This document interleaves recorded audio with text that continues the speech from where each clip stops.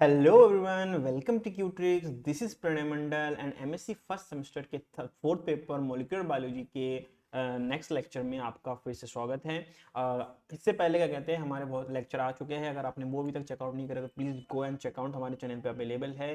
अगर उससे हेल्प मिलता है please do hit the like button, और कोई भी क्वेश्चन वगैरह हो तो आप बिल्कुल अपने कमेंट सेक्शन में बेझिझक क्या कहते हैं अपने क्वेश्चन डाल सकते हैं। ठीक है, तो इससे पहला जो पार्ट था ये देखिए, डीएनए डीनेचुरेशन है, कॉट कर्व ऑफ रीनेचुरेशन कर रहे हैं हम। तो ये हमारा लेक्चर दो पार्ट में, फर्स्ट पार्ट में हमने करा डीएनए डीनेचुरेशन। अब इस पार्ट में हमारा क्या होगा, ये जो हमारा क्या है सेकंड पार्ट है, पार्ट सेकंड, इसको थोड़ा लिख देता हूं यहाँ पे, पार्ट 2। ठीक है, तो क्या है ये DNA denaturation and cot curve of renaturation. Okay, तो देखिए कल हमने क्या पढ़ा था, फिर मतलब ऐसे बोलते हैं कि लास्ट लेक्चर में हमने क्या समझा था। हमने समझा था कि डीएनए डीनेचर की होता है। डीएनए डीनेचर होने का फर्स्ट रीजन है, अगर मैं बात करूं तो फर्स्ट रीजन क्या था हमारा, फर्स्ट रीजन था क्या कहते हैं कि change in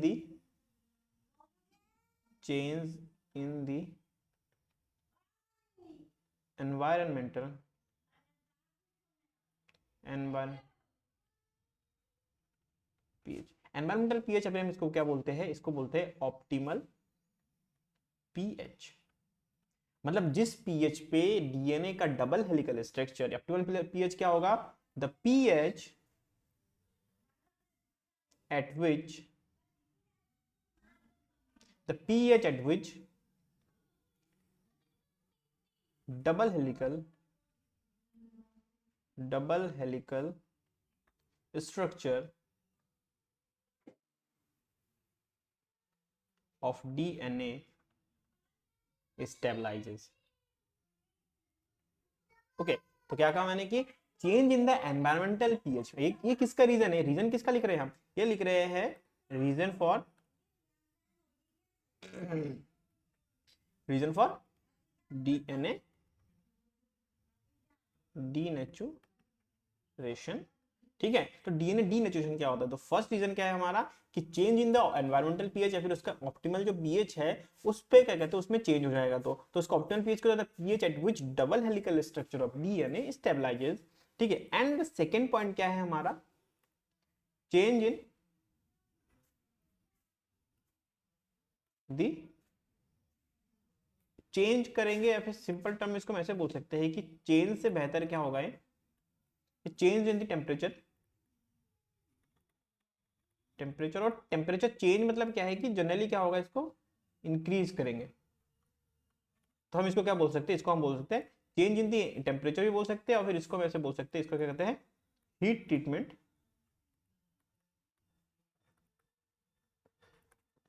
of double helical DNA.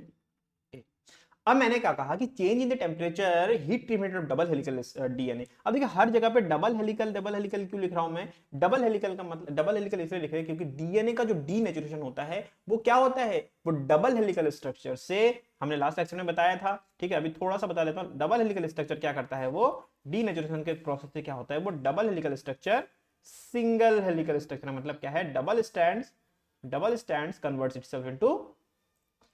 Itself into single stand. ठीक है, अब ये हो गया denaturation.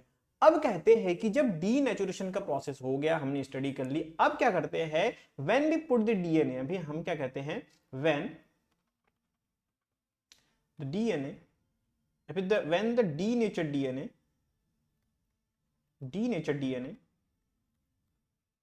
kept in when the denatured DNA kept in the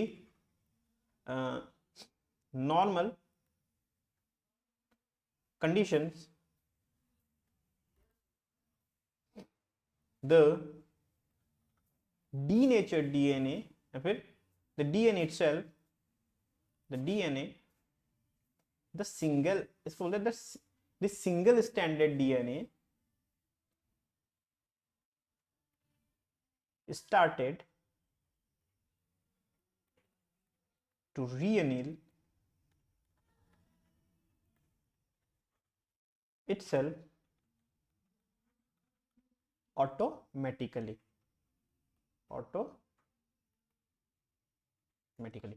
अब देखिए मैंने क्या कहा कि when the denature DNA kept in the normal conditions, मतलब जब हमने डीनेचर करा तो डीनेचर करने के लिए उसके जो क्या कहते हैं कंडीशंस को हमने चेंज करा था। जैसे ही हमने डीएनए को उसके नॉर्मल कंडीशन में पुट कर दिया तो उस टाइम पे क्या हुआ कि उसका जो double standard single standard DNA है वो अब क्या होगा, फिर से रीअनीलिंग, मतलब उसका एनीलिंग का प्रोसेस होगा। एनीलिंग मतलब क्या होता है कि इसको क्या बोलते हैं हम, एनीलिंग मतलब क्या होता है कि डीएनए की जो सिंगल स्ट्रैंड्स है वो अब क्या होंगे, डबल स्ट्रैंड में जुड़ने लगेंगे। तो जुड़ने की जो प्रोसेस है इसको क्या बोलते हैं, एनीलिंग।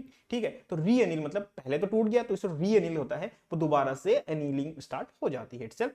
ऑटोमेटिकल मतलब क्या है कि इसको इसके लिए हमको बाहर से कुछ एक्स्ट्रा कुछ नहीं करना पड़ता है, उसको खाली नॉर्मल कंडीशन में रख देना होता है, उसको नॉर्मल कंडीशन में छोड़ देना होता है और सिंगल स्टैंडर्ड डीएनए क्या होगा, ऑटोमेटिकली डबल स्टैंडर्ड डीएनए में कन्वर्ट हो जाएगा, चेंज होता जाएगा। अब देखिए इस प्रोसेस में क्या होता है, अब पहले तो हमने डीनेचर करा, तो डीनेचर करने में जितना टाइम लगता है हमने कल क्या कहते हैं टीएम भी पढ़ा था, मेल्टिंग टेम्परेचर भी पढ़ा था। आप लोगों ने अगर वो नहीं देखा है तो वहां पे जाके वो ज्यादा समझ में आएगा। तो उसमें क्या होता है, जब मेल्टिंग टेम्परेचर जितना ज्यादा होगा उसका मतलब क्या है कि उस डीएनए की कॉम्प्लेक्सिटी हम क्या कहते हैं, हम बोलते हैं कि जितना ज्यादा मेल्टिंग टेम्परेचर होगा उतना ज्यादा जीसी कंटेंट होगा।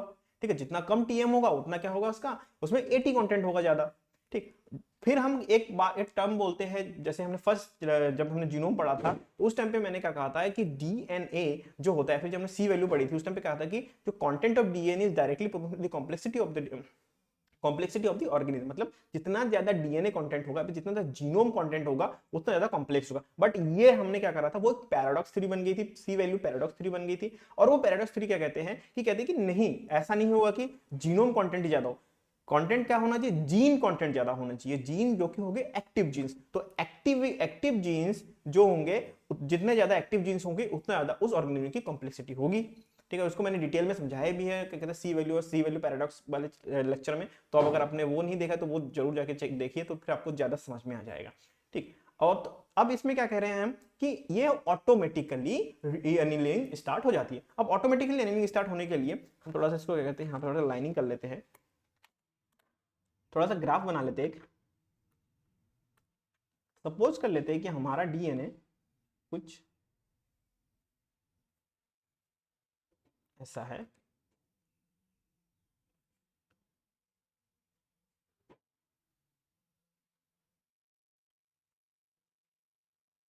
और ये ऐसा है।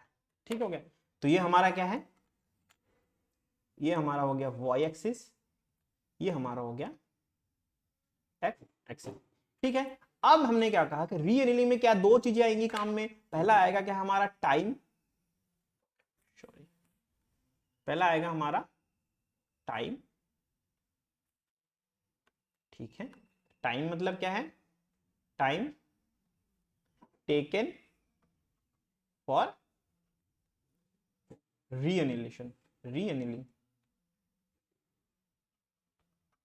Time taken for reannealing process. Okay, और क्या होगा, दूसरा क्या होगा, अब ये होगा हमारा किसमें, ये हमारा हो जाएगा, क्या कहते हैं रीएनीलिंग प्रोसेस। मतलब क्या है कि रीएनीलिंग प्रोसेस मतलब क्या है कि सिंगल स्टैंडर्ड से single standard convert itself into double standard. ठीक, अब ये हो गया। अब हमने क्या कहा कि इसमें हम दो टाइप के कंसेंट्रेशन, अब सॉल्यूशन में दो चीजें हमारे पास, एक हमारे पास क्या है डबल स्टैंडर्ड डीएनए कंसंट्रेशन है, और एक क्या है हमारे पास सिंगल स्टैंडर्ड डीएनए। ठीक है, जब सिंगल स्टैंडर्ड डीएनए कंसंट्रेशन को हम क्या किससे कन्वर्ट क्या करेंगे, सी से डिनोट करेंगे, जबकि डबल स्टैंडर्ड डीएनए कंटेंट को हम किससे करेंगे, सी नॉट से करेंगे। तो जो वाई एक्सिस होता है ये क्या होता है, हमारा रेशियो होता है single standard DNA to double standard DNA. मतलब ये क्या होगा हमारा concentration of single stand DNA, ये होगा परसेंटेज में। यहाँ पे सपोज कर लेते ये हो गया हमारा 50% वाला पोर्शन, ये हमारा हो गया 0% वाला पोर्शन, और ये हमारा हो गया 100% वाला पोर्शन। अभी समझ जाएंगे, अभी समझाएंगे हम थोड़ा सा। ठीक है, तो मैंने कहा कि C upon C naught percentage ए वाला होगा, ये कंसंट्रेशन का परसेंटेज है। ठीक है, और ये क्या होगा, इधर बढ़ रहा है।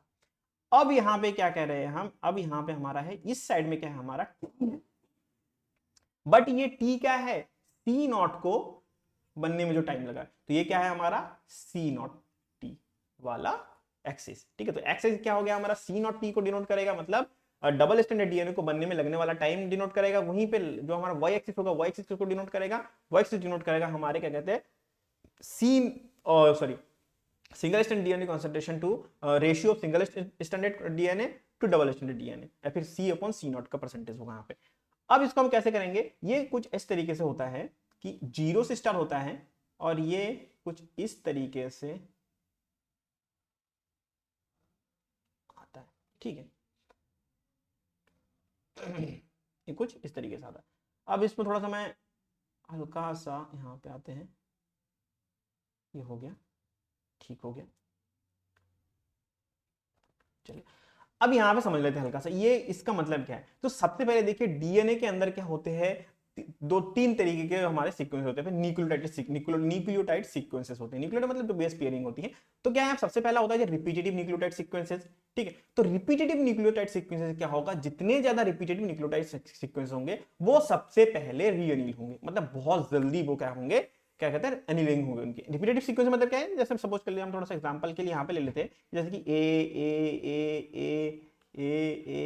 ए फिर एडेनिन थाइमिन थाइमिन थाइमिन जी जी जी जी जी, रिपीटेड सीक्वेंसेस, ऐसे वाले सीक्वेंसेस।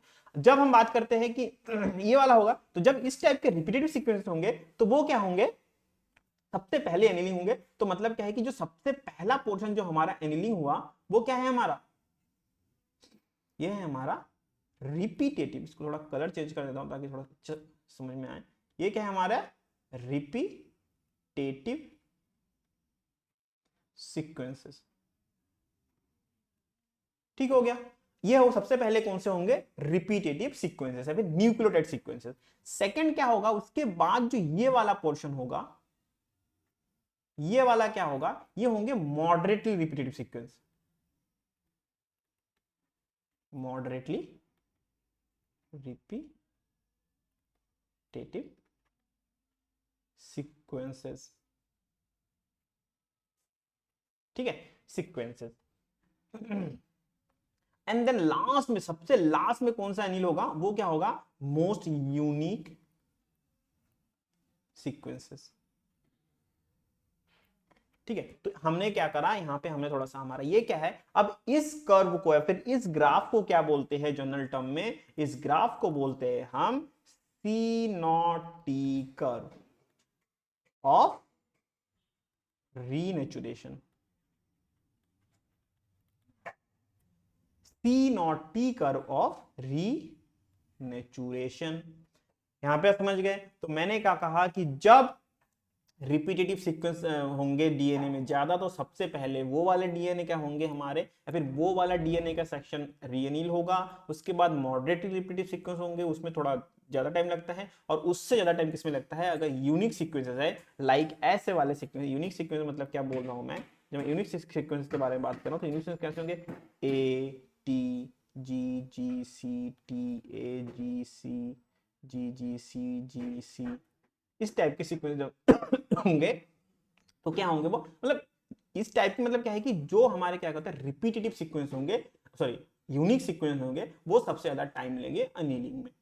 और सबसे ज्यादा रिपीटेटिव वाले जो होंगे वो सबसे पहले क्या होंगे, वो एनील हो जाएंगे, सबसे पहले जुड़ जाएंगे। अब यहाँ पे हम समझ गए, यहाँ तक हमारा क्या कहते हैं, थोड़ा सा इसमें हमारा कहते हैं कॉर्ड कर्व का रीनेचुरेशन वाला आप यहाँ पे समझ गए। अब थोड़ा इसको थोड़ा डिटेल में अगर ऐसा समझ लेते हैं कि सपोज कर लेते हैं कि हमारे पास 3 डीएनए के सीक्वेंसेस हैं, कुछ यहां से बना लेते हैं, हाँ सही है।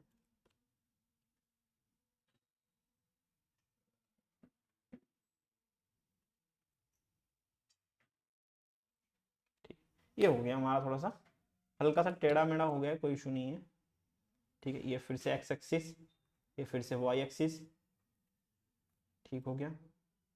ये हमारा 50%, ये हमारा 0%, और ये हमारा हो गया 100। ये क्या है हमारा सी अपॉन सी नॉट का परसेंटेज है, फिर कंसंट्रेशन, ठीक है। ये हमारा क्या है, सी नॉट टी वाला पोर्शन, मतलब सी नॉट टी मतलब क्या है कि time taken for the renaturation, ठीक है। मतलब रीएनिलिंग में कितना टाइम लगा है वो दिखाता है यहाँ पे। अब यहाँ पे कर लेते हैं हम ऐसा कुछ कि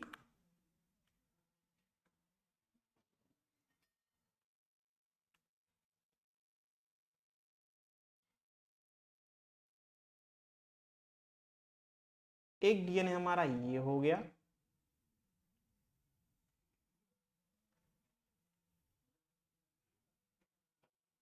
एक डीएनए हमारा ये हो गया,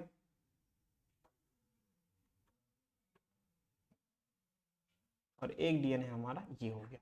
हमारे पास 3 डीएनए है, 3 डीएनए हमको मिल गए हैं, और जिसका अलग अलग क्या है हमारा 50% है। अब जब हमने कहा कि सी नॉट टी टाइम जो मतलब है, इसमें क्या कहते हैं, इसको हाफ परसेंटेज में आने में जो ये वाला टाइम होगा, जो इस एरिया में टाइम आएगा हाफ वाला तीनों का कुछ ऐसा ऐसा आएगा, तो इसको क्या कहेंगे हम, C naught T 1/2, C naught T half,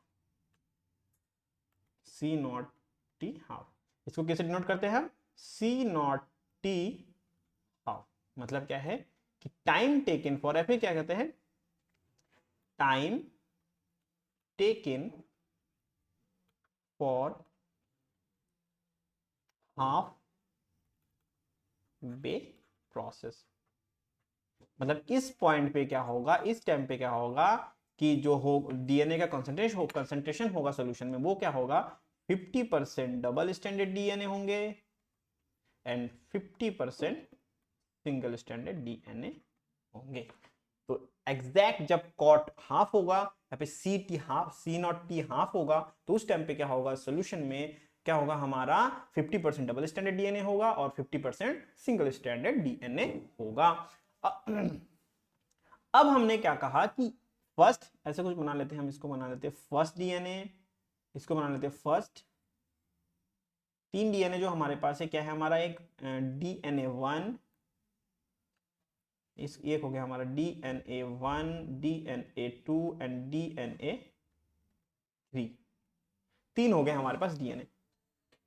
तो सबसे पहले हमने क्या कहा, देखिए टीएम से हमको पता चलता है, टीएम से हमको क्या पता चलता है, यहां पे लिख देते, टीएम हमको बताता है कि एटी कंटेंट का रेशियो जीसी कंटेंट से।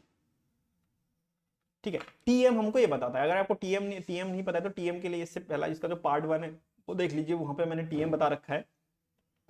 ठीक है, तो टीएम हमको बताता है एटी टू जीसी कंटेंट का रेशियो, और क्या कहते हैं सी नॉट टी बताता है हमको, फिर क्या कहते हैं कॉट हमको क्या बताता है कि उसके उस डीएनए के अंदर के जीन, या फिर क्या कहते हैं उस डीएनए के अंदर की कॉम्प्लेक्सिटी, या फिर उस डीएनए के अंदर के यूनिक सीक्वेंसेस के बारे में बताता है। तो हम सबसे पहले अगर हम बात करेंगे, तो सबसे पहले क्या कहते हैं, अगर मैं सी नॉट टी के बारे में बात करूं, सी नॉट टी हाफ के बारे में बात करता हूं, तो सबसे पहले टाइम किसको सबसे कम लगा, DNA1 is less than DNA2 is less than DNA3। तो इस चीज से हम क्या बता सकते हैं कि DNA1 से क्या बता सकते हैं हम, इससे हम बोल सकते हैं कि DNA1 is less complex from DNA2 and DNA2 is less complex from DNA3। यहां तक हम ये चीज कंफर्म कर सकते हैं। तो जीन के सीक्वेंसेस के कॉम्प्लेक्सिटी या फिर जीन के सीक्वेंसेस की यूनिकनेस, तो क्या होगा कि द मोस्ट यूनिक सीक्वेंस, मतलब सबसे ज्यादा यूनिक सीक्वेंस किसमें है फिर, क्योंकि सबसे ज्यादा टाइम किसने लिया है। अगर मैं इसमें देखूं, इस ग्राफ में देखूं, तो क्या कहते हैं DNA1 सबसे जल्दी वो क्या हो गया, वो डीनेचर हो गया, मतलब वो क्या होगा, वो सिंगल स्टैंड से डबल स्टैंड बन गया। हो तो ही रहा है ना कि हमने क्या करा था, हमने डीनेचुरेशन में क्या करा था, डीनेचुरेशन में हमने क्या करा था, डबल हेलिकल स्ट्रक्चर लिए थे, ठीक है, उसको क्या करा था, अलग अलग कर दिया था। इस प्रोसेस में क्या कर रहे हैं, इसको वाइस वर्सा कर रहे हैं, मतलब क्या है, अब हमारे पास सिंगल स्टैंडर्ड्स हैं, अब इसको क्या कर रहे हैं हम, डबल स्टैंड में चेंज कर रहे हैं। यही तो है। तो ये हमारा क्या हो गया, डीनेचुरेशन, ये हो गया हमारा रीनेचुरेशन। जब ये हो गया हमारे पास डीनेचुरेशन और रीनेचुरेशन हो गए, तो उस टाइम पे हमको क्या पता चला, डीनेचुरेशन से हमको पता चला कि उसके अंदर एटी टू जीसी कंटेंट कितना है। जब रीनेचुरेशन है फिर कॉट कब देखते हैं, तो उसके अंदर के जीन सीक्वेंसेस की कंप्लेक्सिटी, उसके अंदर कितने यूनिक सीक्वेंस है। देखिए जीन क्या होते हैं, यूनिक सीक्वेंसेस होते हैं। जीन्स आर, जो जीन्स होंगे यहां पे मैं थोड़ा लिख देता हूं इसको, कि genes are unique sequences, unique sequences, genes are unique sequences. तो यूनिक सीक्वेंसेस जितने ज्यादा होंगे उसका मतलब क्या है कि उस डीएनए का, अब यूनिक सीक्वेंस को बनने में सबसे ज्यादा टाइम लगता है, तो जिसका जितना ज्यादा सी नॉट टी होगा वो उतना ज्यादा यूनिक सीक्वेंस होल्ड करेगा, और जिसमें जितनी ज्यादा यूनिक सीक्वेंसेस होंगे वो उतना ज्यादा कॉम्प्लेक्स ऑर्गेनिज्म होगा। अब ये तो बता सकते हैं ना, देखिए इससे पहले हमारा क्या था कि हम TM sorry number of genes के बारे में बता नहीं सकते थे कि कितना है क्या है, बट एक्टिव जीन्स जब पता है हमको कि यूनिक सीक्वेंस ज्यादा है तो हम क्या बोल सकते हैं कि हाँ ये वाला ऑर्गेनिज्म क्या होगा हमारा कॉम्प्लेक्स होगा। तो जब हम कंपेयर करते हैं डीएनए 1 डीएनए 2 डीएनए 3 को, तो जो जिस ऑर्गेनिज्म का डीएनए 1 होगा वो लेस कॉम्प्लेक्स होगा आउट ऑफ द 3, और जो डीएनए 3 होगा वो सबसे ज्यादा कॉम्प्लेक्स ऑर्गेनिज्म होगा out of the 3।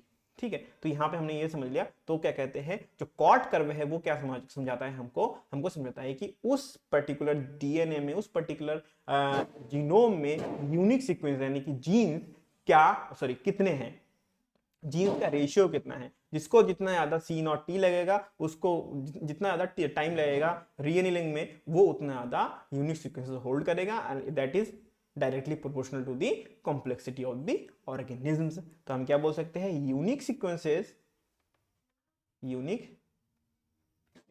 Directly proportional to the complexity बोल सकते हैं। और अगर यूनिक सीक्वेंसेस के बारे में बोल सकते हैं तो क्या होगा, और इसको हम बोल सकते हैं C naught T is directly proportional to the complexity. जितना ज्यादा सी नॉट टी होगा उतना ज्यादा वो कॉम्प्लेक्स ऑर्गेनिज्म होगा, complexity of organism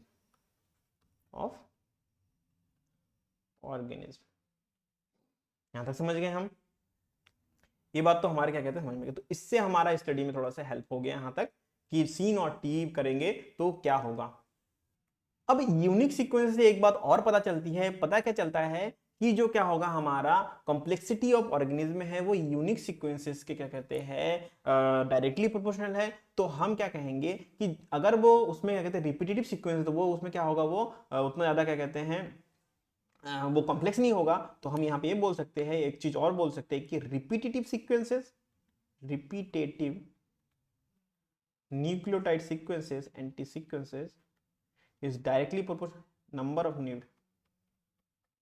repetitive nucleotide sequences number नहीं लिखते, इसको सिंपल लिखते, repetitive nucleotide sequences is directly proportional to the renaturation process. मतलब जितना ज्यादा रिपीटेटिव न्यूक्लियोटाइड सीक्वेंस होगा उतना ज्यादा क्या होगा, वो रीनेचुरेशन प्रोसेस को क्या करेगा, बढ़ा देगा, स्पीड अप कर देगा। तो सेम इसके लिए हम ऐसा ही बोल सकते हैं कि unique nucleotide sequence is inversely proportional to the renaturation process. अब इनवर्सली प्रोपोर्शनल रीनेचुरेशन प्रोसेस मतलब क्या है, तो ये उसके लिए भी काम करेगा। अब मैंने कहा कि repetitive nucleotide sequence is directly proportional to renaturation process, और रीनेचुरेशन प्रोसेस क्या होगा, inversely proportional to the 1/C0t। ठीक है, तो C0 क्या है हमारा, जो क्या कहते हैं सिंगल स्टैंडर्ड डीएनए का कॉन्सेंट्रेशन है। वही अगर C बात करें तो C क्या है हमारा, एक सर्टेन टेम्परेचर पे सिंगल स्टैंडर्ड डीएनए का कॉन्सेंट्रेशन। ठीक है, अब जब हमने बात कर ली यहां तक क्या कहते हैं कि तो 1/C0 या फिर 1/C0 में ऐसे नहीं बोलते, इनवर्सली प्रोपोर्शनल किसका होता है, वो रिपीटेड न्यूक्लियोटाइड सीक्वेंस के होता है। तो सेम इसके लिए यहाँ पे हो जाएगा कि जितना ज्यादा C0t होगा उतना ज्यादा यूनिक न्यूक्लियोटाइड सीक्वेंस होंगे, और उतना ही कम रीनेचुरेशन, उतना ही जल्दी या फिर उतना ही स्लो क्या होगा, रीनेचुरेशन प्रोसेस होगा। या फिर कहते हैं रीनेचुरेशन प्रोसेस स्पीड लिख देते हैं यहाँ पे, थोड़ा ज्यादा समझ में आएगा, रीनेचुरेशन प्रोसेस स्पीड। ठीक है, तो क्या होगा, repetitive nucleotide sequence is directly proportional to the renaturation process speed which is inversely proportional to the C0t, while C0t is directly proportional to the nucleotide sequences and that is inversely proportional to the reneaturation process speed। तो यहाँ पे हमारे दो चीजें थोड़ा सा यहाँ पे अंडरस्टैंड हम समझ चुके हैं। अब जब हमने रिपीटेटिव न्यूक्लियोटाइड सीक्वेंस और इसके बारे में समझ लिया, तो यहाँ पे हमारा क्या होता है, जो कॉट कर्व है या फिर क्या कहते हैं हमारा जो रीनेचुरेशन काइनेटिक्स है वो यहाँ पे हमारा कंप्लीट होता है। ठीक, अब क्या कहते हैं देखिए लास्ट जो पार्ट 1 था, पार्ट 1 में हमने टीएम बताया था, मैंने आप लोगों को टीएम बताया था, फिर मेल्टिंग टेम्परेचर ऑफ डीएनए बताया था। तो उसको कैलकुलेट करने का एक छोटा सा फॉर्मूला होता है, मैं तो आपको थोड़ा सा बता देता हूँ, ये थोड़ा सा एडवांस मतलब थोड़ा सा बोनस टाइप का है इस लेक्चर में। तो अगर आपको ये कॉट कर्व और क्या कहते हैं रीनेचुरेशन प्रोसेस अच्छा लगा है लेक्चर, तो please do hit the like button, अपने लाइक बटन को जरूर लाइक करिए इस वीडियो को, और अपने फ्रेंड सर्कल में जरूर से जरूर शेयर करिए। कोई क्वेश्चन है, कोई डाउट है, कोई इस टॉपिक से रिलेटेड या फिर कोई दूसरे टॉपिक से रिलेटेड, तो अपने हमारे कमेंट सेक्शन में बिल्कुल क्या कहते हैं कमेंट करिए, हम आपको जितना जल्दी हो सके उतना जल्दी रिप्लाई करेंगे। और क्या कहते हैं उसके साथ ही साथ क्या कहते हैं कि हमारे क्या कहते हैं अदर क्लासेस भी स्टार्ट हो रही है, जैसे कि अभी जूलॉजी के चल रहे हैं एमएससी के, फिर उसके साथ साथ क्या कहते हैं अगर आपके साथ ही कोई है जो क्या कहते हैं अदर सब्जेक्ट से कर रहे हैं एमएससी, तो उनको भी नोटिफाई करिए कि हम क्यूट्रिक्स में क्या कहते हैं मैथ, फिजिक्स, केमिस्ट्री सारी की सारी चीज़ों के एमएससी की क्लासेस अवेलेबल है। ठीक है, अभी जल्दी से स्टार्ट करने वाले हैं हम। ठीक, और क्या कहते हैं अगर आपने हमारा चैनल सब्सक्राइब नहीं करा तो प्लीज़ सब्सक्राइब कर लीजिए प्लीज़ से, और लेक्चर आते रहेंगे रोज के, तो आपको नोटिफिकेशन मिलता रहेगा, तो नोटिफिकेशन बेल जरूर से जरूर दबाइएगा। ठीक, तो हम थोड़ा सा यहाँ पे कहते हैं calculation for calculation of TM. देखिए टीएम मैं एक्सप्लेन नहीं करूंगा ज़्यादा, क्योंकि फर्स्ट पार्ट में बता चुका हूँ, तो यहाँ पे सिंपल खाली उसका खाली एक फॉर्मूला बताऊंगा, खाली वीडियो लेंथी हो जाएगी। ठीक है, लेक्चर हमारा थोड़ा लेंथी हो जाएगा। अब क्या कहते हैं हम यहाँ पे Tm is equals to 4g plus C content plus 2 क्या है हमारा, और क्या बचा A and T, A plus T content, तो 4g plus C content and 2a plus T content. और इसको किसमें लिखेंगे, टेम्परेचर किसमें होगा, टेम्परेचर प्लस सेंटीग्रेड में होगा। ठीक है, तो यहाँ पे हमने समझ गए कि टेम्परेचर जो क्या कहते हैं मेल्टिंग पॉइंट ऑफ डीएनए क्या होगा, 4g प्लस 4 होल में g plus C plus 2 whole a plus T. ठीक है, इतना सेंटीग्रेड होगा। तो एक सिंपल सा क्वेश्चन भी समझ लेते हैं, ऐसे एक जनरल क्वेश्चन बना लेते हैं कि सपोज कर लेते हैं कि किसी में क्या कहते हैं, और ये पहली बात है, ये क्या होगा, ये शॉर्ट न्यूक्लियोटाइड सीक्वेंसेस के लिए, शॉर्ट न्यूक्लियोटाइड सीक्वेंसेस के लिए क्या होगा वो ये शॉर्ट न्यूक्लियोटाइड के लिए एप्लीकेबल होगा, applicable for short nucleotide sequences. ठीक है, तो यहाँ पे क्या होता है हमारा टीएम फिर मेल्टिंग टेम्परेचर को कैलकुलेट करने का हमारा क्या कहते हैं जो फॉर्मूला है वो हमने आपको बता दिया है। ये आपका थोड़ा सा इस लेक्चर का बोनस टिप मिल गया आपको, जो पार्ट 1 में आपको छूट गया था वहां पे शायद से। तो दोनों मैंने पहले बता रखा था कि कहते हैं कि पार्ट 1 पार्ट 2 में, तो दोनों को हम एक साथ मिला के करेंगे। तो हमारी क्या कहते हैं जो हमारा denaturation of DNA and renaturation kinetics of DNA यहाँ पे कंप्लीट होता है।